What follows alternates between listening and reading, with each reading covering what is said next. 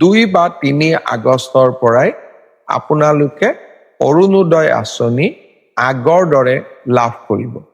আগষ্ট মাহৰ পৰা অৰুণোদয় আপোনালোকে মাহেকীয়া নিয়মিতভাৱে পাই থাকিব আৰু আপোনালোকে অলপো চিন্তা কৰিব নালাগে।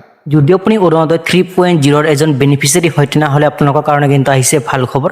অৰুণোদয় 3.0 টকা কিমান কৰি সোমাব, 3000 নে 6000, হিতাধিকাৰীসকলে কিমান কৰি টকা পাব, এই ভিডিঅ'টো আপোনালোকে সম্পূৰ্ণ কৰি চাওক। চালে আপোনালোকে সকলো কথা জানিব পাৰিব। আৰু কিন্তু বহুত কিন্তু ভিডিঅ' বনাই আছে বা আপোনালোকে নিউজ চেনেলতো চাই আছে যে আপোনালোকে অৰুণোদয় আঁচনিৰ টকা পাবলৈ আপোনালোকে বেংক একাউণ্টটো KYC কৰিব লাগিব।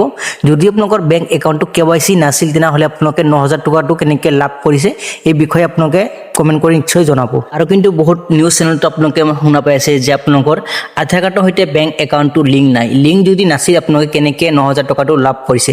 তো ইতিমধ্যে কিন্তু আমাৰ অসম চৰকাৰৰ তৰফৰ পৰা কিন্তু নতুন কৰি এটা ঘোষণা কৰিছে যে আপোনালোকে আগষ্ট মাহৰ 1, 2, 3 তাৰিখৰ ভিতৰত আপোনালোকৰ বেংক একাউণ্টত আপোনালোকৰ যিটো অৰুণোদয় আঁচনিৰ ধন আপোনালোকে লাভ কৰিবলগীয়া আছে এই ধনটো আপোনালোকৰ বেংক একাউণ্টত সোমাই যাব।